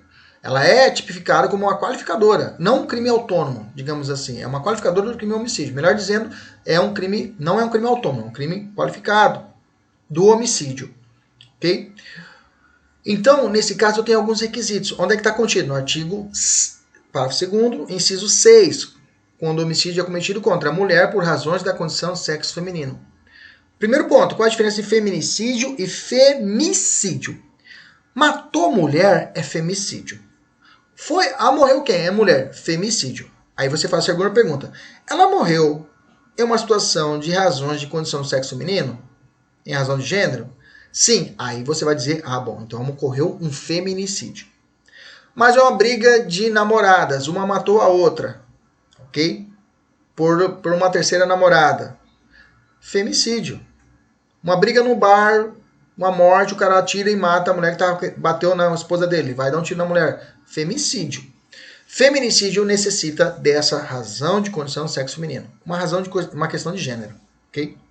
Quem é o sujeito ativo do crime? Qualquer pessoa. Quem é o sujeito passivo? Tá? Aqui, obrigatoriamente, tem que ser do sexo feminino. Criança, adulta, idosa, desde o sexo feminino. Aqui tem uma diferença, por exemplo, da Maria da Penha. Da Maria da Penha, na Lei Maria da Penha, que por construção jurisprudencial vem admitindo a aplicação analógica a transexuais, bem como a homossexuais, a relações homoafetivas masculinas. Tá? Assim, a mulher que mata sua companheira homoafetiva pode haver o feminicídio. Agora, um homem que mata seu companheiro homoafetivo, não haverá feminicídio, porque a vítima deve ser necessariamente sexo feminino, mas continua sendo um homicídio, mas os rigores da Maria da Penha poderão ser aplicados por analogia, digamos assim. Beleza? Ou melhor, aplicação analógica, né? Razões de condição do sexo feminino. O que é isso, professor? O que é razão de condição do sexo feminino? Eu falei a aplicação do homem, a aplicação analógica, porque estou aplicando os rigores processuais da Maria da Penha, tá? Não é crime, estou aplicando os rigores, porque na Maria da Penha eu tenho aqui uma questão processual. Eu tenho um criminal 24A, mas o resto tudo é questões administrativas, aplicação de medidas assecuratórias, medidas protetivas, questões administrativas e questões processuais. Por isso eu posso aplicar analogia, ok? Não confundam, estou falando de direito penal, direito processual. Razões de condição do sexo feminino. A expressão originária era a razão de gênero. E foi substituída pelo Congresso, tá, gente? Por pressão da bancada evangélica, que não queria ampliar a proteção para transexuais. A expressão escolhida ainda é péssima. A redação é confusa, truncada e não explica nada. E na versão original, que é a que consta na legislação internacional da mulher, nunca foi interpretada dessa forma pelo Poder Judiciário. O parágrafo 2º trouxe uma norma interpretativa, explicando o que seriam essas razões de condição de sexo feminino quando o crime envolveria violência doméstica ou menosprezo ou discriminação à condição de mulher. Então vamos aprofundar nisso. Violência doméstica. Para mim poder entender violência doméstica, eu vou ter que beber da fonte lá do artigo 5º da Lei Maria da Penha. Eu trouxe para vocês. O que seria isso? Para efeitos da lei, configura-se violência doméstica e familiar contra a mulher qualquer ação ou omissão baseada no gênero que lhe cause morte, lesão, sofrimento físico, sexual, psicólogo, de dano moral ou patrimonial. No âmbito da unidade doméstica, no âmbito da família, em qualquer relação íntima de afeto. Bacana? Aí eu teria o quê? Uma relação doméstica possibilitando um feminicídio. Bacana? Segundo ponto, menosprezo ou discriminação à condição de mulher. Para se enquadrar nesse inciso, é necessário que, além da vítima ser mulher, fique caracterizado que o crime foi motivado ou está relacionado com menosprezo ou discriminação à condição da mulher. Por exemplo, uma empresa, um homem e uma mulher estão competindo por um cargo de gerência. O cara vai e mata a mulher para poder ficar com o cargo de gerência. Menosprezo, porque ele não admite que ele vai receber ordens de uma mulher. Bacana, fechou. Eu tenho uma causa especial, tem causa de aumento de pena do feminicídio, que a pena será aumentada de 1/3 até a metade. Cuidado, não é de 1/3. É de 1/3 até a metade. Primeira hipótese, inciso primeiro, durante a gestação ou conectivo alternativo ou nos 3 meses posteriores ao parto, ok? 3 meses posteriores ao parto. A razão dessa causa de aumento está no fato de que, durante a gravidez ou logo após o parto, a mulher encontra-se em um estado físico e psicológico de maior fragilidade e sensibilidade. Nesse caso, necessita um aumento de pena, lá na terceira fase, mais forte, mais pesada. 2.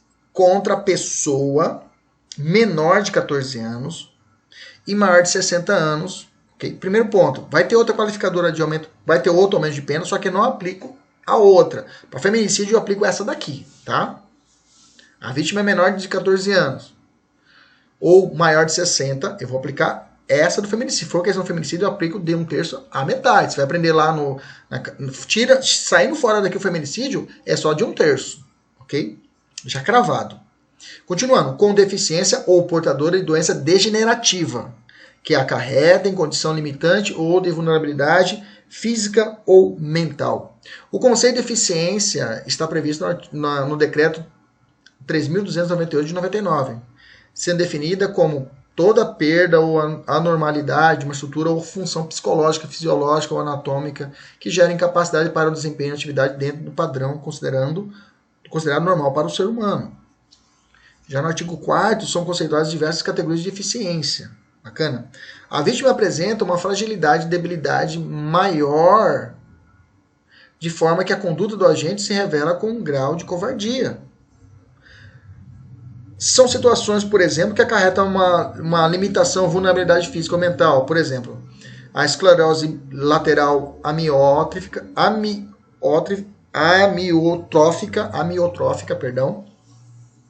A vítima, nesse caso, apresenta uma fragilidade e debilidade maior, de forma que a conduta do agente se revela um alto grau de covardia, como eu disse anteriormente.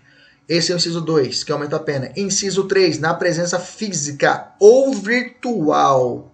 Skype. O cara tá no Skype, o cara tá violentando, batendo na esposa, mata a esposa em situação, mata a esposa na frente dos filhos pelo WhatsApp.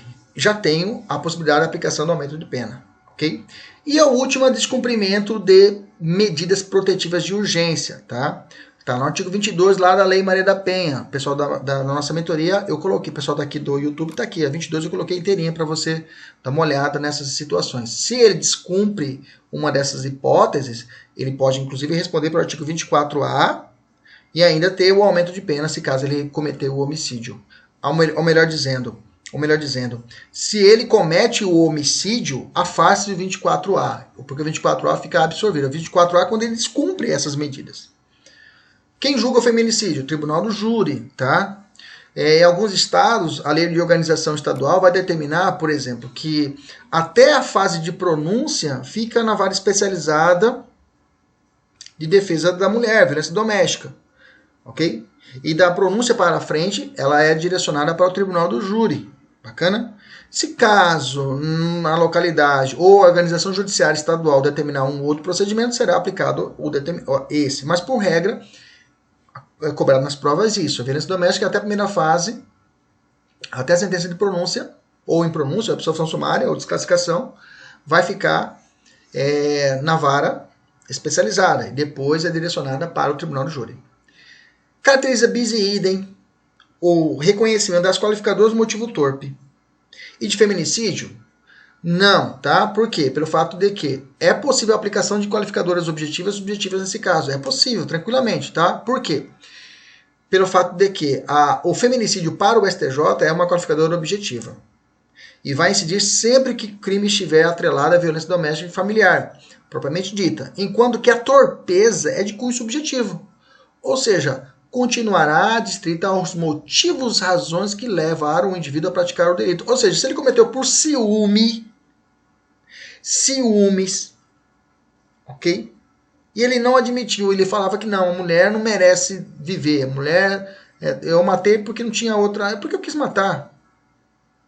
E ela não merecia nada, não merecia ser feliz, não merecia, porque é mulher. Veja, se tiver no fundo também a matéria de digamos, menosprezo ou de violência doméstica, ele poderá responder por essas duas qualificadoras. Tanto pelo motivo torpe, como pelo feminicídio. Bacana? Tranquilo? Beleza? Agora vamos falar sobre homicídio majorado ou circunstanciado. Homicídio majorado ou circunstanciado. Estamos no artigo 121, parágrafo 4º do nosso Código Penal.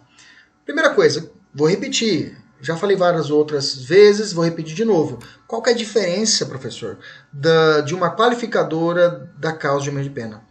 Assim, no crime qualificado, a qualificadora, a pena mínima e a pena máxima são aumentadas. Ou seja, o crime merece uma reprimenda, uma pena maior, mais grave. Ou seja, por exemplo, no homicídio simples, a pena mínima é de 6 anos. E a máxima é 20 anos. Já no qualificado, a pena mínima é 12 e a máxima é 30. Ou seja, eu mudo as penas. A causa de aumento incide tanto no tipo simples quanto no qualificado. Por exemplo, o juiz chega na terceira fase da dosimetria da pena, no homicídio simples, a 12 anos. E se o crime é cometido contra a pessoa maior de 60 anos, e não for Maria da Penha, né? Se não for feminicídio, a essa pena deverá ser acrescido 1/3. Que vai ser de 1/3. Ou seja, na terceira fase da dosimetria, na pena definitiva, o juiz ele vai aumentar o quê? Ele vai aumentar mais 4 anos. 1/3 de 12, 4. Ou seja, chegando à pena total de 16 anos. Então, a causa de aumento de pena é incidida na última fase da dosimetria, ok? Ela não importa se o crime é simples ou é qualificado, ela vai se aplicar da mesma forma, da mesma circunstância. Porque na última fase da dosimetria, o juiz pode aumentar a pena além do máximo legal ou ficar aquém do mínimo legal, se caso existir uma causa que diminui a pena, por exemplo, o homicídio privilegiado. Mas agora estamos de outro lado, estamos falando do homicídio majorado. São circunstâncias que vão aumentar a pena na terceira fase. Bom, quais são as hipóteses? O parágrafo 4º tem 2 blocos. Ele vai tratar, no inicial, do homicídio culposo e as causas que aumentam o homicídio culposo. E eu tenho o homicídio doloso. Bacana? As causas que aumentam o homicídio doloso. Homicídio culposo. Se o crime resulta de inobservância de regra técnica de profissão, arte ou ofício. Ou se o agente deixa de prestar imediato socorro à vítima, não procura diminuir as consequências do seu ato ou foge para evitar prisão em flagrante. Nesse caso, a pena será aumentada de 1/3. Não é até 1/3, é de 1/3. Eu vejo até onde eu cheguei. O juiz chegou até tanto, chegou a 3, então vou aumentar 1/3 de 3. Ok? Beleza? Explicando essa parte, deixa eu descer aqui um pouquinho aqui e explicando. Primeiro, então, o que é essa inobservância da regra técnica de profissão ou arte ou ofício? Nessa hipótese, o agente está apto para o exercício da atividade e possui o conhecimento da regra técnica, mas não a observa, por leviandade. De sorte que sua conduta culposa terá um maior grau de reprovabilidade. Só se aplica ao profissional que deve ter maior diligência ao exercer a sua atividade. Um médico.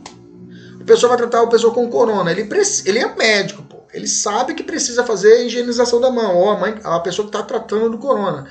Ou uma hipótese que se ele não ter esse cuidado especial, a pessoa pode morrer. Então, eu sou médico, pô, você sabe que tem que fazer higienização e não fez, então a morte da pessoa vai acarretar a esse médico um grau maior de imputação. 2. Deixar de prestar imediato socorro à vítima. Aqui trata-se, como eu falei, um crime culposo, majorado por uma omissão dolosa. Olha que interessante. É crime culposo, mas majorado por uma omissão dolosa. A incidência dessa majorante afasta a caracterização da omissão de socorro como crime autônomo. Ele responde só por esse crime. Assim, o agente não responde por homicídio culposo em concurso com omissão de socorro. Ele responde por homicídio culposo com o aumento de pena. Ok? Se o agente abandona o local do fato para evitar sérias represárias, a sua vida, por exemplo, não incide a qualificadora. A testemunha que podia ajudar e não o fez responderá pela omissão de socorro, por óbvio, né? Caso ocorra a morte, será enquadrado o parágrafo único do mesmo artigo, né? Não incide o aumento quando a vítima é imediatamente socorrida por terceiros, ok? Então não terá a qualificadora, ao caso de aumento de pena, se for realizado prestar socorro por terceiros. Toma cuidado que para o CTB haverá um novo crime quando a pessoa foge para evitar o flagrante, por exemplo, se omitindo prestar socorro em um acidente de trânsito. Muito criticado pela doutrina, pois, em comparação com outros delitos, é mais grave, inclusive, dos dolosos.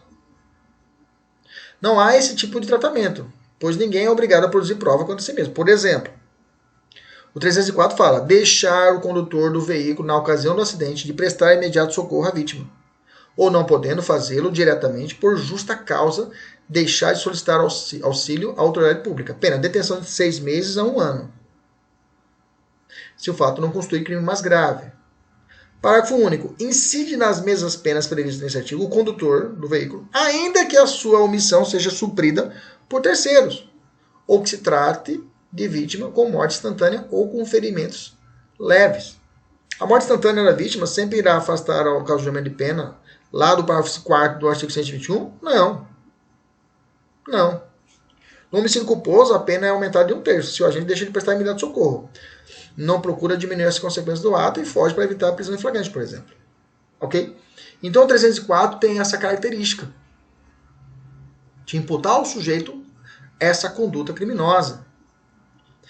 Beleza? E eu tenho ainda que, se a vítima tiver morte instantânea, tais circunstâncias por si só. Opa, eu acabei de falar, né? Ficou repetido aqui. Vamos lá. Não procurar diminuir as consequências do seu ato. Ainda está nessa qualificadora. Não procura diminuir as consequências do seu ato. Nesse caso, trata de um desdobramento da causa de aumento de pena. Deixar de prestar socorro imediato à vítima. Independentemente de ter ou não prestado socorro, o agente possui dever de diminuir a consequência do ato. O que seria isso, professor? O agente é ameaçado de lixamento, não prestou imediato socorro ao ofendido, que era justificável, mas a face local do crime não pediu auxílio à autoridade pública, abrindo espaço para o ocasionamento. A vítima já socorrida a um hospital precisa de um medicamento de alto custo que o Estado não fornece. O autor, podendo comprar com recursos próprios, deixa de fazê-lo e busca conseguir o remédio com o próprio Estado. Durante esse tempo, a vítima vem a falecer. Ele vai responder com a causa de aumento de pena. Tá? O homicídio culposo. A pena aumentada de 1/3 se o agente deixa de prestar imediato socorro à vítima, não procura diminuir as consequências do seu ato ou foge para evitar a prisão em flagrante. Perfeito. Se a vítima tiver morte instantânea, tal circunstância que eu já falei. Não. Né? Última hipótese do culposo, se o agente foge para evitar flagrante.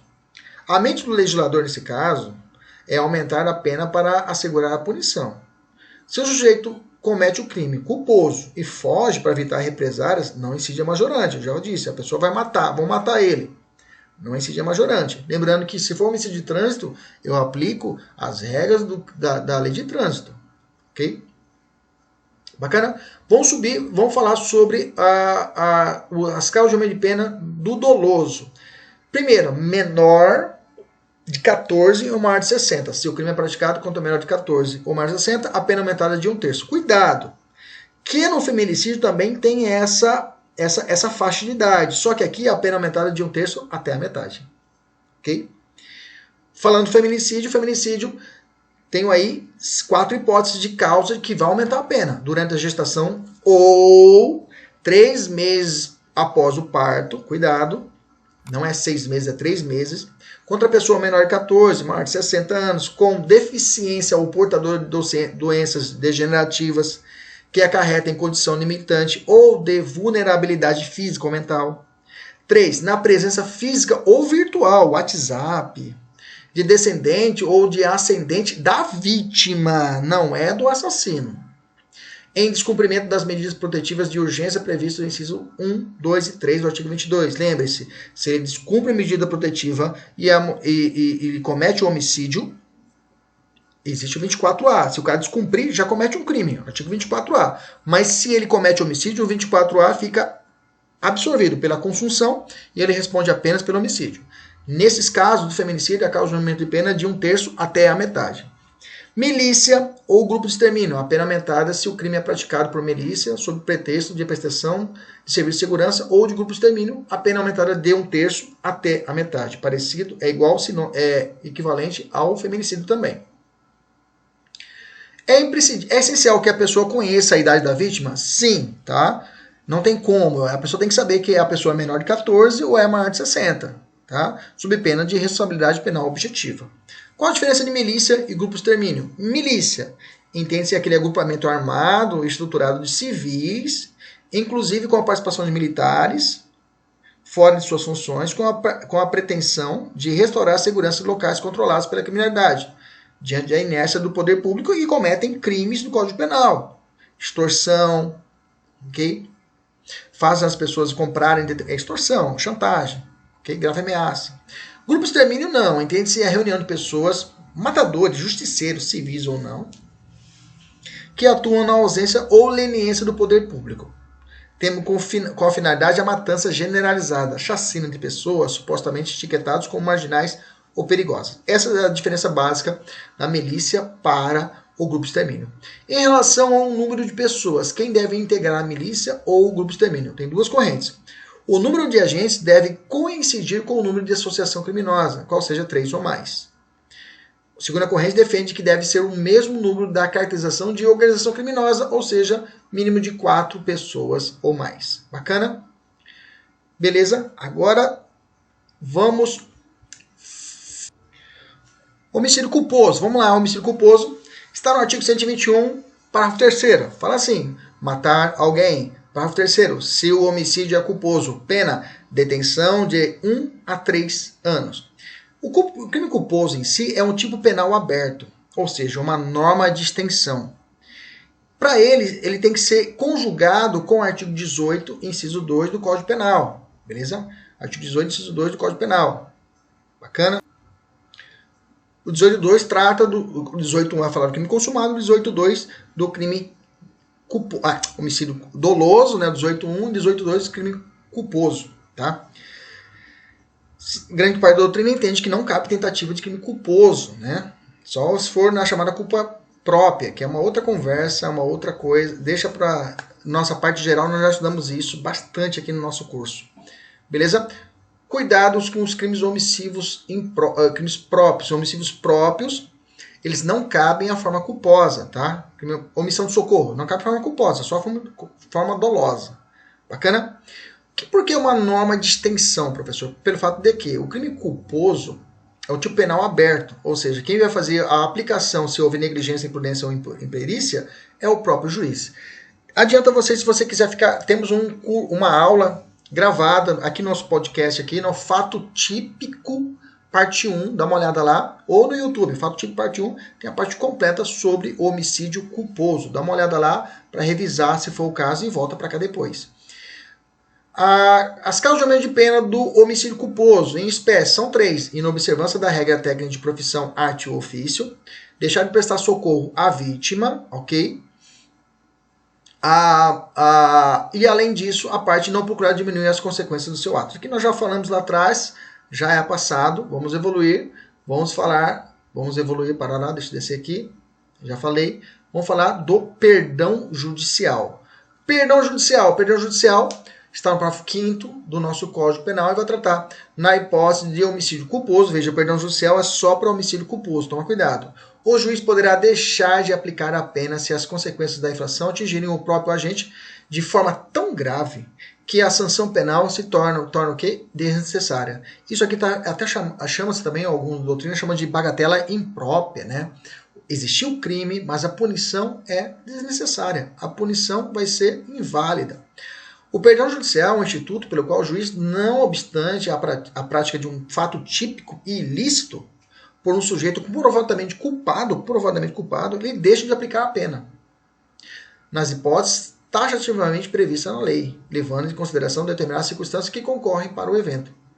O Estado perde o interesse de punir. Essa é a palavra-chave. O Estado perde o interesse de punir. A forma tão grave. O que é a forma tão grave que a lei fala? O parágrafo 5º fala assim, forma tão grave. São sequelas de ordem física ou moral. Exemplo, já vai ficar tetraplégico ou perde o seu filho. Requisito do perdão. Se as consequências da infração atingirem o próprio agente de forma tão grave que a sanção penal se torna desnecessária. Alguns vão chamar isso que a sentença do perdão judicial é conhecida como uma sentença autofágica. Ou seja, o juiz condena e automaticamente extingue a punibilidade. Somente 3 casos do Código Penal é possível perdão judicial. Homicídio culposo, lesão corporal culposa e na injúria. Tá? Muitos doutrinadores vão chamar isso de direito subjetivo do réu. Que se o réu realmente existir esse direito, se realmente estiver caracterizado as condições do parágrafo 5º, o juiz deverá ser obrigado a ofertar ao réu o perdão judicial. É claro, seguindo uma visão mais garantista lá de Ferraioli, né? Não é necessário a relação de parentesco. Pode ser que ele pode ser perdoado, por exemplo, pode ocorrer que um pai mate culposamente o seu filho e ser beneficiado com o perdão, né? O filho do vizinho, melhor dizendo, né? O perdão judicial não se comunica, né? No caso de concorrência de culpas, pois se trata de circunstâncias de caráter pessoal. Okay? A e B estão ao limpar um explosivo rudimentar que acaba matando o filho de A. Somente A será perdoado. Tá? O perdão é unilateral, ou seja, não adianta a pessoa falar, eu não quero ser perdoado, senhor juiz. Vai ser perdoado. Natureza jurídica é uma causa de extinção de punibilidade. Tá? Toma cuidado, aqui é um ponto importante. Natureza jurídica da sentença que confere o perdão judicial, eu tenho dois posicionamentos. A natureza jurídica do perdão judicial é causa de extinção de punibilidade, mas a natureza jurídica da sentença que concede o perdão judicial tem 2 posicionamentos.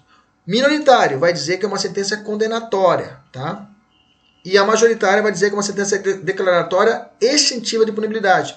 Esse é o posicionamento do STJ, súmula 18 do STJ. A sentença consensiva do perdão judicial é declaratória da extinção da punibilidade, não subsistindo qualquer efeito condenatório. Beleza? Maravilha. Então a natureza da sentença é declaratória. Natureza jurídica da extinção da punibilidade em si é causa de extinção de punibilidade. Do perdão judicial é causa de extinção de punibilidade. Natureza da sentença é declaratória, ok? Extintiva de punibilidade. Homicídio culposo e lesão corporal culposa de trânsito, perdão judicial. É possível o reconhecimento do arrependimento posterior para o crime de homicídio culposo na direção de veículo? Não se aplica, tá? Não se aplica o instituto do arrependimento posterior para o homicídio culposo na direção de veículo automotor, mesmo que tenha sido realizada a composição civil entre o autor do crime e a família da vítima. Para que seja possível a aplicação da causa de diminuição de pena do artigo 16, é indispensável que a prática do crime praticado seja patrimonial ou possua efeitos patrimoniais. Okay? O arrependimento posterior exige a reparação de dano, e isso é impossível no caso de homicídio. Okay? O princípio da bagatela imprópria, eu já falei para vocês, né? A embriaguez ao volante por si só justifica considerar que a existência de dolo eventual? Não. Okay? O STF tem entendimento que só o fato do sujeito estar embriagado não configura o dolo eventual. Não configura o dolo eventual. Tem que estar presente outros requisitos. Dirigir em alta velocidade, dirigir na contramão, praticar racha, somada à embriaguez, aí sim poderá existir o dolo eventual no trânsito. Ok? Beleza? Então, como já disse, o dolo eventual, outros elementos do dolo eventual. O condutor, além de embriagar, dirige o automóvel em velocidade muito acima do permitido. O condutor, além de embriagar, dirige o automóvel propositalmente em zigue-zague e outros fatores, tá? Enfim, além da embriaguez, deve haver um plus. Isto é, uma circunstância a mais que caracterize o dolo eventual. Beleza? Cabe perdão judicial para homicídio culposo de trânsito, porque lá no Código de Trânsito Brasileiro não tem o perdão judicial pelo homicídio culposo. É possível? Sim. Aqui é a chamada analogia. Por analogia benéfica, eu posso pegar o dispositivo do Código Penal, o parágrafo 5º do 121, e levar lá para o Código de Trânsito e aplicar no artigo 300 do Código de Trânsito o perdão judicial ali imposto ao crime de homicídio culposo por analogia em bona parte. Ufa! Um abraço, até a próxima. Galera da mentoria agora tem exercício para praticar. Até a próxima, se Deus quiser e Ele sempre quer. Tchau, tchau!